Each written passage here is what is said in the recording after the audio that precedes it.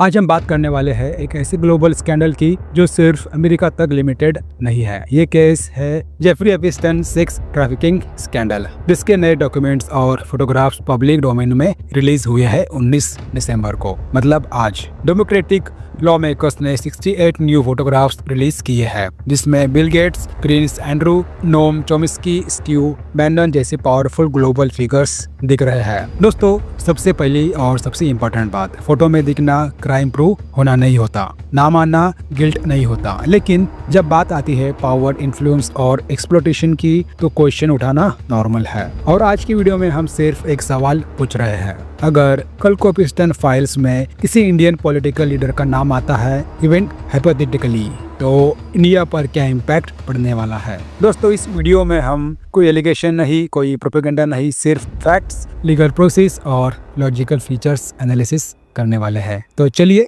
शुरू करते हैं। दोस्तों, पार्ट 1 में हम बात करेंगे एपिस्टन फाइल्स का रियल कॉन्टेक्स्ट क्या है। इसके पहले की वीडियो में हमने सारी चीजें कवर की है, फिर भी थोड़ा सा बेसिक कवर कर लेंगे।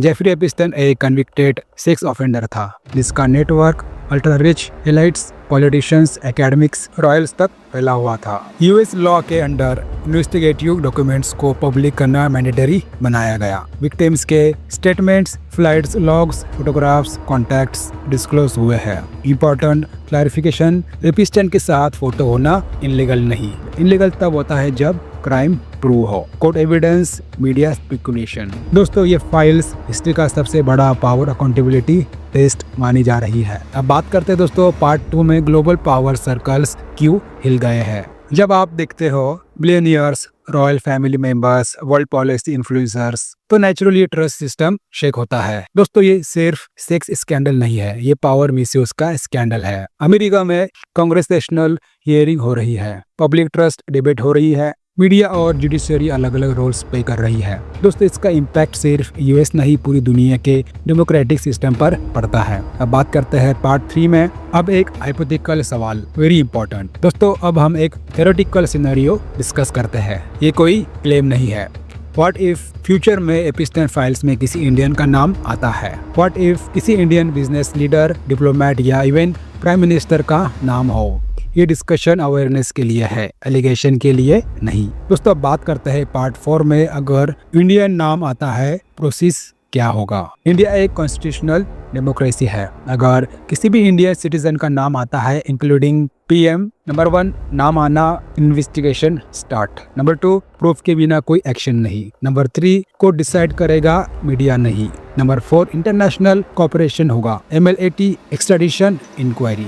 इंडिया का लॉ क्लियर है, innocent until proven guilty, due process mandatory. अब बात करते हैं पार्ट 5 में, अगर हाइपोथेटिकली पीएम मोदी का नाम आता है, वेरी इंपॉर्टेंट लाइन सुन लो, नाम आना नॉट इक्वल टू गिल्टी होना। अगर हाइपोथेटिकली फोटो या डॉक्यूमेंट्स में नाम आता है, तो सुप्रीम कोर्ट मॉनिटरिंग पॉसिबल है। पार्लियामेंट्री डिस्कशन होगी, ओपोजिशन सवाल पूछेंगे, which is democratic. Government clarification देगी, और अगर कुछ भी इनलीगल प्रूव होता है, कॉन्स्टिट्यूशन किसी को नहीं बचाता, पोजीशन इररिलेवेंट हो जाती है।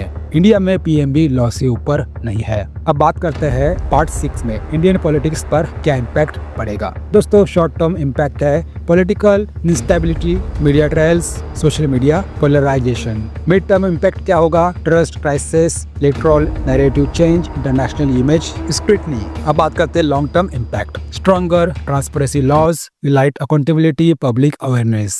दोस्तों, ये इम्पैक्ट नेगेटिव भी हो सकता है या सिस्टम को और स्ट्रॉन्ग भी बना सकता है। अब बात करते हैं पार्ट 7 में, अगर कल्पेबल प्रूव होता है तो क्या होगा। दोस्तों, ये हार्श ट्रूथ है, अगर कोई भी कल्प्रिट प्रूव होता है तो वो पावर में नहीं रहेगा। हिस्ट्री एग्जांपल्स, प्रेसिडेंट्स इम्पीच्ड हुए, मिनिस्टर्स जेल हुए, रॉयल प्रिविलेजेस रिवोक हुए, इंडिया भी एक्सेप्शन नहीं है। दोस्तों, डेमोक्रेसी का मतलब ही यह है, पावर टेम्पररी है, लॉ परमानेंट। अब दोस्तों, बात करते हैं पार्ट 8 में, पब्लिक को क्या सीखना चाहिए। नंबर 1 सेंसेशनल हेडलाइन पर रिएक्ट मत करो। Number 2 legal documents versus rumours का डिफरेंस समझो। नंबर 3 पॉलिटिकल बायस से ऊपर उठकर फैक्ट्स चेक करो। नंबर 4 विक्टिम्स के जस्टिस पर फोकस रखो। दोस्तों, ये कोई एंटरटेनमेंट टॉपिक नहीं है, दोस्तों ये ह्यूमन ट्रैफिकिंग, एक्सप्लॉयटेशन और अब्यूज का केस है। मीडिया इसको किस तरीके से दिखा रही है आप देख ही सकते हो। ये सब टीआरपी का खेल चल रहा है। बात करते हैं कंफ्यूजन की, नेशन के नाम मैसेज, ये काफी इंपॉर्टेंट है हम सभी के लिए, इवन मेरे लिए भी। दोस्तों एफिशिएंट फाइल्स हमें एक बात याद दिलाती है, पावर के साथ अकाउंटेबिलिटी होनी चाहिए। No country, no leader, no billionaires is above law.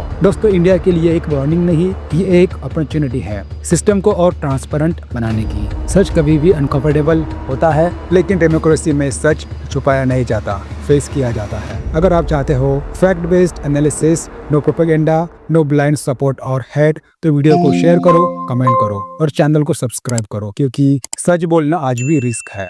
जय संविधान, जय लोकतंत्र, जय हिंद।